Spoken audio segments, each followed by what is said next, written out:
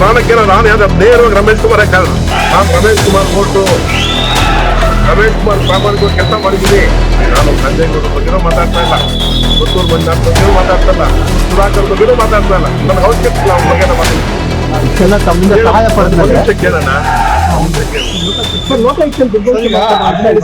ನಾನು ಸ್ಪಷ್ಟವಾಗಿ ಹೇಳ್ತಾ ಇದ್ದೀನಿ, ಲೋಕಾಯುಕ್ತನ ಗೌರವಾನ್ವಿತ ರಮೇಶ್ ಕುಮಾರ್ ಅತ್ಯಂತ ಹಿರಿಯ ರಾಜಕಾರಣಿ, ಮೇಧಾವಿ ರಾಜಕಾರಣಿ. ಲೋಕಾಯುಕ್ತ ದುರುಪಯೋಗ ಮಾಡ್ಕೊಂಡಿದ್ದಾರೆ. ಯಾಕಂದ್ರೆ ನಿನ್ನೆ ಅವ್ರ ಫೋನ್ ರೆಕಾರ್ಡು ಯಾರು ಇನ್ಸ್ಪೆಕ್ಟರ್ ಬಂದಿದ್ರು ನಮ್ಮ ಮನೆಗೆ 10 ಸರಿ ಫೋನ್ ಮಾಡ್ತಾರೆ, 12 ಸರಿ ಚೆಕ್ ಮಾಡಿದ್ರೆ ಗೊತ್ತಾಗ್ತದೆ. ಲೋಕಾಯುಕ್ತಕ್ಕೆ ಒಬ್ಬ ರಾಜಕಾರಣಿ ಫೋನ್ ಮಾಡೋಂಥದ್ದು ಇದೆಯಾ? ಸರ್, ನಂಜೇಗೌಡ ಹೇಳ್ತಾರೆ ಲೋಕಾಯುಕ್ತ ಸರ್ಕಾರಿ ಏಜೆನ್ಸಿ ಅದು, ಆ ತರ ಮಾಡ್ಕೊಳಕ್ಕಾಗುತ್ತಾ ಅಂತ. ಅಲ್ಲಪ್ಪ, ನಾನು ಹೇಳ್ತಾ ಇರೋದು ಮನೆಯಲ್ಲಿ ನಡೆದಿರೋ ಘಟನೆ.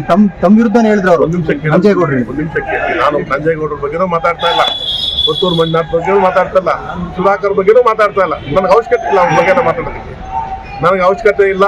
ಈಗ ಸುಧಾಕರ್ ಅವ್ರಿಗೆ ನಾನು ರಾಜಕೀಯವಾಗಿ ಏನು ಸಪೋರ್ಟ್ ಮಾಡಿಲ್ಲ, ನಾನೇನು ಅವ್ರು ವೋಟ್ರು.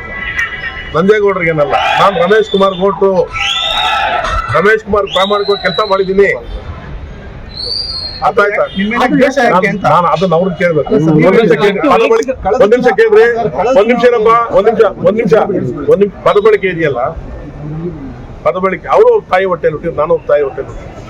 ಅವ್ರ ಪದಬಳಕೆ ಯಾವ ರೀತಿ ಲಘುವಾಗಿ ಮಾತಾಡ್ತಾರೆ ನನ್ನನ್ನು. ನಮ್ಮ ತಾಯಿ ಬಗ್ಗೆ ನಮ್ಗೆ ನೋವು ಅನ್ಸುತ್ತೆ ಎಲ್ಲ. ನೋಡಪ್ಪ, ಎಲ್ಲೆಲ್ಲಿ ಯಾರ್ಯಾರು ನಾನು ಯಾವತ್ತು ಏನು ಮಾತಾಡ್ತಾ ನಾನು ನಿಮ್ಮಂತಿಲ್ಲ ಸರ್. ಎಲ್ಲೆಲ್ಲಿ ಹೋದಾಗ ಮಾತಾಡ್ಬೇಕಾದ್ರೆ ಅವರು ತಾಯಿ ಹೊಟ್ಟೆಲಿ ಹುಟ್ಟಿರ್ತಾರಪ್ಪ, ನಾನು ತಾಯಿ ಹೊಟ್ಟೆಲಿ ಹುಟ್ಟಿದ್ದೀನಿಲ್ಲ. ನಮ್ಮ ತಾಯಿ ಬಗ್ಗೆ ಲಘುವಾಗಿ ಮಾತಾಡ್ತಾರೆ, ನಮ್ಗೆ ಎಷ್ಟು ಅನಿಸ್ತದೆ. ಅವ್ರು ಮಾತಾಡಿಲ್ಲ, ನಾನು ಬಹಿರಂಗ ಕ್ಷಮೆ ಕೇಳ್ತೀನಿ.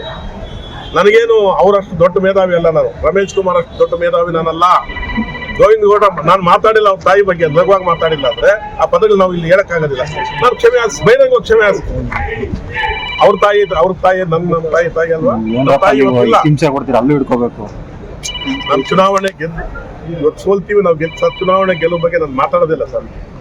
ಇವತ್ತು ನಾನು ನಂಜೇಗೌಡರ ಬಗ್ಗೆನೂ ಟೀಕೆ ಮಾಡಕ್ ಹೋಗೋದಿಲ್ಲ, ಪುತ್ತೂರು ಮಂಜುನಾಥ್ ಬಗ್ಗೆ ಟೀಕೆ ಮಾಡಕ್ ಹೋಗಲ್ಲ, ಇವ್ರ ಬಗ್ಗೆನೂ ಟೀಕೆ ಮಾಡಲ್ಲ.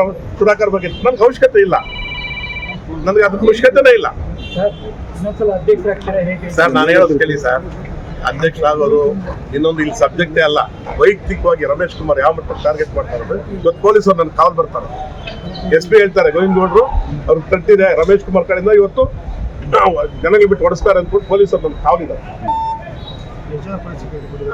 ನಾನು ಹೇಳಿದೆ ನನ್ನನ್ನು ಯಾರೋ ಹೊಡಿಯೋರು ಅಂದ್ರೆ ಇಲ್ಲ ಸರ್, ನಮ್ಗೆ ಇದು ಬಂದಿದೆ ಸರ್. ನಾನು ನೋಡ್ರಿ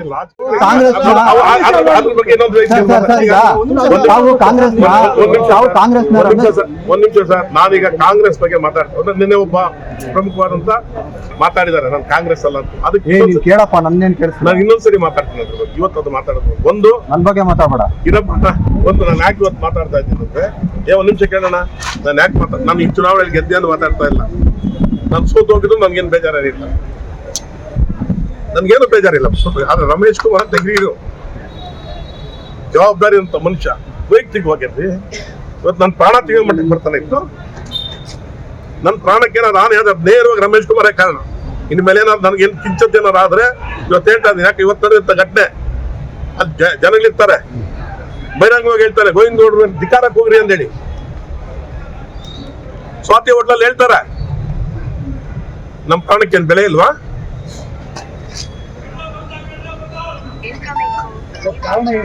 ಯಾವ ವಿಚಾರ ಭಿನ್ನಾಭಿಪ್ರಾಯ? ನನಗೆ ಅದೆಲ್ಲ ನಾನು ಹೇಳ್ತಾ ಇಲ್ಲ ಸರ್. ನಾನು ಅವ್ರ ಬಗ್ಗೆ ಇವತ್ತು ಏನೇನು ನಡೆದಿದೆ, ಏನೇನು ಹೋಗಿದೆ ಅದನ್ನ ಸ್ಪಷ್ಟವಾಗಿ ನಿಮ್ಮದು ಹೇಳ್ತಾ ಇರೋದು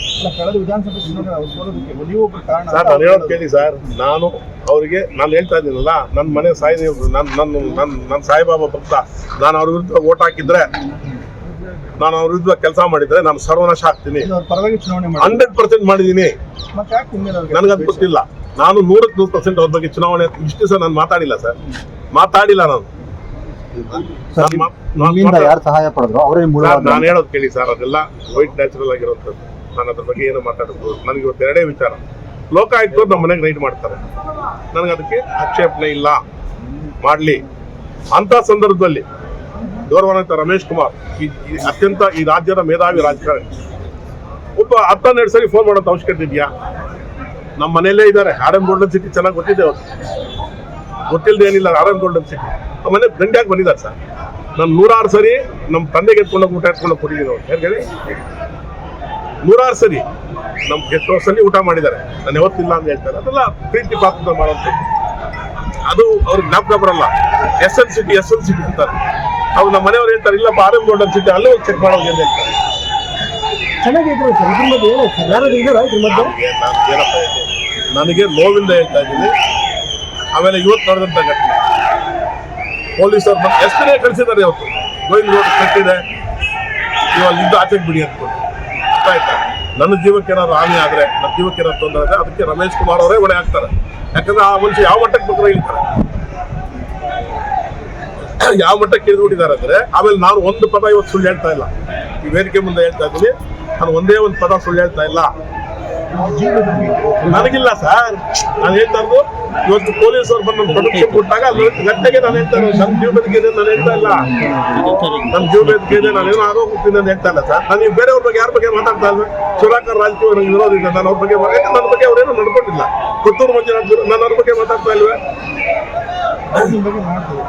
ನಾನು ಹೇಳ್ತಾ ಇರೋದು ನನ್ನ ಬಗ್ಗೆ ಎಲ್ಲೆಲ್ಲಿ ಏನೇನು ಮಾತಾಡ್ತಾ ಇದ್ದಾರೆ ಅಂತ ನನಗೆ ಚೆನ್ನಾಗಿ ಅರ್ಥ ಆಗ್ತದೆ.